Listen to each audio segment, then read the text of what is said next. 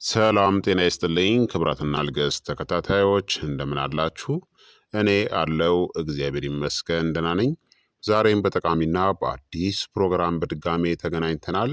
በዛሬው የጤና ፕሮግራማችን ላይ የምንመለከተው ከመጠን በላይ ቅርንፉድን መጠቀም የሚያስከትለውን አስከፊ የጤና ጉዳቶችን እነግራችኋለሁኝ። ከመጠን በላይ በየቀኑ ተጠቀማችሁ ማለት ምን ያክል መጠን ስትጠቀሙ እንደሆነ እናም በተለይ ደግሞ በጣም ጥንቃቄ ማድረግ ያለባቸው ሰዎች ምን አይነት ሰዎች እንደሆኑ በደንብ እነግራችኋለሁኝ። ይህ የጤና ትምህርት ታዲያ ለበርካታ ሰዎችም እንዲደርስ ሁላችሁም በቅንነት ላይክና ሼር በማድረግ ሌሎችንም አስተምሩ አሳውቁላለሁኝ። ጥያቄያችሁን በኮመንት ላይ አስፍሩልኝ። በቀጥታ ወደ ጤና ትምህርታችን የማልፍ ይሆናል። ቅርንፉድ ኃይለኛ የመድኃኒትነት ባህሪ ያለው ቅመም ቢሆንም በየቀኑ ከመጠን በላይ መጠቀም ግን ከባድ የሆነ የጤና እክሎችን ሊያስከትልብን ይችላል።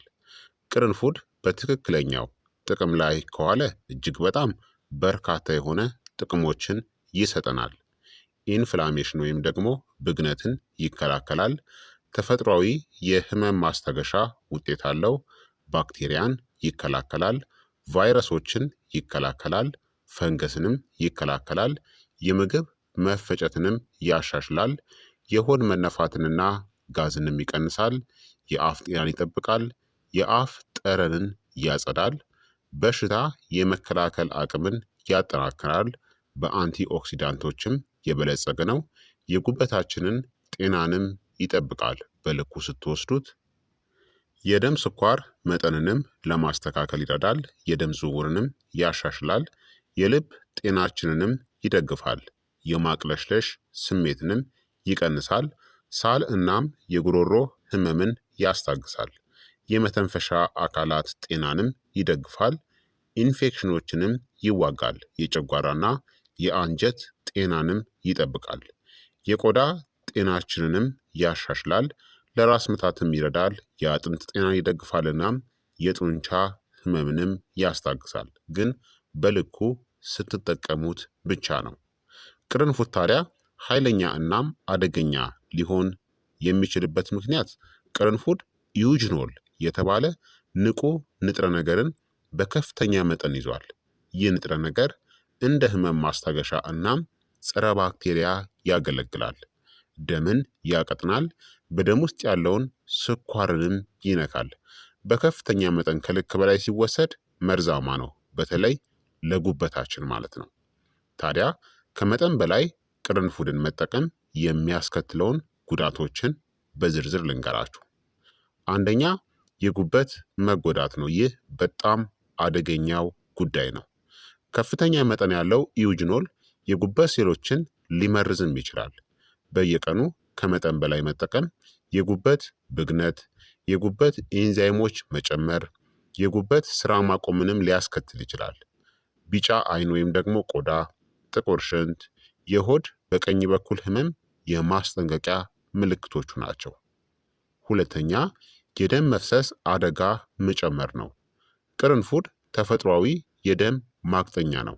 ከመጠን በላይ ግን መውሰድ በቀላሉ መቁሰል፣ የአፍንጫ ደም መፍሰስ እናም በቁስል ወቅት ደም ቶሎ አለመቆምን ያመጣል።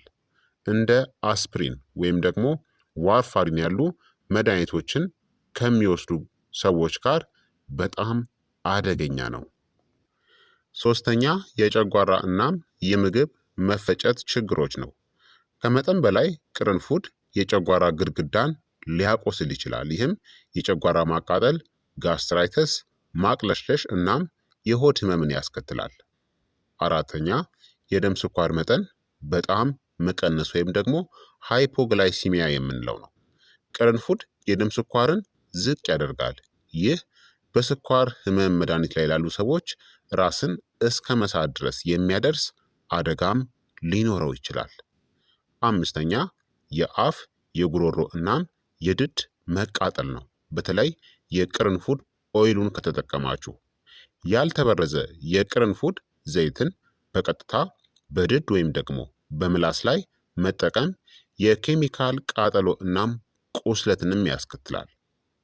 ስድስተኛ የአለርጂ ምልክቶች ነው። በአንዳንድ ሰዎች ላይ አንዳንድ ሰዎች ላይ የቆዳ ሽፍታ፣ ማሳከክ፣ የከንፈር ወይም ደግሞ የምላስ እብጠት አልፎ ተርፎም የመተንፈስ ችግርን ሊያመጣ ይችላል አለርጂ ካለባችሁ። ሰባተኛ የእርግዝና ስጋቶች ነው። ከፍተኛ መጠን ያለው ቅርንፉድ ማህፀን እንዲኮማተር በማድረግ የፅንስ መጨናገፍ አደጋንም ሊያስከትል ይችላል። በእርግዝና ወቅት ለመድኃኒትነት በከፍተኛ መጠን በፍጹም አትጠቀሙ። በእርግዝና ወቅት በምግብ ማብሰያ ብቻ ከተጠቀማችሁ በቂ ነው። ታዲያ ምን ያክል የቅርንፉድ መጠንን መጠቀም ደህንነቱ የተጠበቀ እንደሆነ ልንገራችሁ። ሙሉ ቅርንፉድ ከሆነ በቀን ከ1 እስከ 2 ፍሬ ብቻ መጠቀም። የቅርንፉድ ዱቄት ከሆነ በቀን ሩብ የሻይ ማንኪያ ብቻ መጠቀም። የቅርንፉድ ሻይ ከሆነ ደግሞ በቀን 1 መጠነኛ ስኒ ብቻ መጠቀም። በውስጡ 2 ወይም ደግሞ 3 ቅርንፉድ ያለበት ማለት ነው። የቅርንፉድ ዘይትን ደግሞ በፍጹም በአፍ መውሰድ ደህንነቱ የተጠበቀ አይደለም። በአፍ በፍጹም መውሰድ የለባችሁም። ለአፍ ህመም፣ ለድድ ኢንፌክሽን ወይም ደግሞ በአፋችሁ ውስጥ አርግታችሁ ለምትተፉት ከሆነ እራሱ በቀጥታ ዘይቱን መጠቀም የለባችሁም። ከሌሎች ዘይቶች ጋር ቀላቅላችሁ ካልሆነ በስተቀር ድድንም ሊያበሳጭ ወይም ደግሞ ሊያስቆጣ ይችላል ማለት ነው። ታዲያ ቅርንፉድን ስትጠቀሙ በከፍተኛ ሁኔታ ጥንቃቄ ደግሞ የሚያስፈልጋቸው ሰዎች ምን አይነት ሰዎች ናቸው? የጉበት በሽታ ያለባቸው ሰዎች፣ የደም ማቅጠኛ መድኃኒትን የሚወስዱ ሰዎች። በተለይ የጉበት በሽታ ካለባችሁ በፍጹም አትጠቀሙ። በስኳር መድኃኒት ላይ ያሉ ሰዎች፣ ኢንሱሊንን የሚወስዱ ወይም ደግሞ ሜትፎርሚንን የሚወስዱ፣ ነፍሰ ጡር ወይም ደግሞ የሚያጠቡ እናቶች፣ ህፃናቶች፣ የጨጓራ ቁስለት ያለባቸው ሰዎች፣ ቀዶ ጥገና ሊያደርጉ ያቀዱ ሰዎች ከ2 ሳምንታት በፊት ማቆም ይኖርባቸዋል። በእነዚህ አይነት ሰዎች ውስጥ ከሆናችሁ በጣም ጥንቃቄ አድርጉ።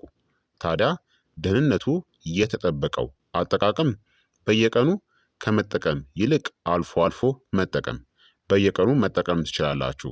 ነገር ግን እስከ 2 ሳምንትና እስከ 3 ሳምንት ተጠቅማችሁ ቢያንስ ለ1 ሳምንት ደግሞ ማረፍ ያስፈልጋል ማለት ነው። እሱንም በልኩ እየወሰዳችሁ እረፍት ውሰዱ። ለምሳሌ 2 ሳምንት ወይም ደግሞ 3 ሳምንት ተጠቅማችሁ እንዳልኳችሁ 1 ሳምንት አቁሙ፣ እናም እንደገና ጀምሩ።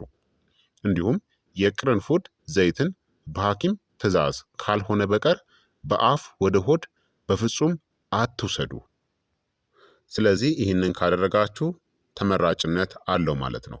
እንዲሁም ደግሞ በቀን ከ4 እና ከ5 ቅርንፉድ በላይ በፍጹም እንዳትጠቀሙ። በቀን ተስማሚ የሆነ መጠን 2 ፍሬ ቅርንፉድ ከተጠቀማችሁ በቂ ነው ማለት ነው። 3 እና ከዛ በላይ መጠቀም በየቀኑ ጉዳትን ያስከትላል። ኦቨር እንደተጠቀማችሁ ይወሰዳል ማለት ነው። በአጠቃላይ ቅርንፉድ መድኃኒት እንጂ ተራ ቅመም ብቻ አይደለም። በጥቂቱ ሲወሰድ ጤናችሁን በእጅጉ ይፈውሰዋል፣ ሲበዛ ደግሞ በእጅጉ ይጎዳችኋል ማለት ነው። ይህንን ማወቅ ያስፈልጋል። ስለዚህ ክቡራትና ክቡራን ተመልካቾቼ የዛሬው የጤና ትምህርት እንግዲህ ይህንን ይመስል ነበረ። እንደተማራችሁበት ተስፋ አደርጋለሁኝ። ሀሳብ አስተያየታችሁ ደግሞ አይለኝ ይላለው። ይህ የጤና ትምህርት ለበርካታ ሰዎች እንዲደርስ ሁላችሁም በቅንነት ላይክና ሼር በማድረግ ሌሎችንም አስተምሩ አሳውቁላለሁኝ። ከዚህ ቪዲዮ ጋር በተያያዘ ጥያቄ ካላችሁም ሀሳብ አስተያየት ካላችሁም በኮመንት ላይ አስፍሩልኝ። በቀጣይ የጤና ትምህርት እስከምንገናኝ እኔንም እናንተንም ቸር ያቆየን። መልካም ጊዜ፣ መልካም ቆይታ።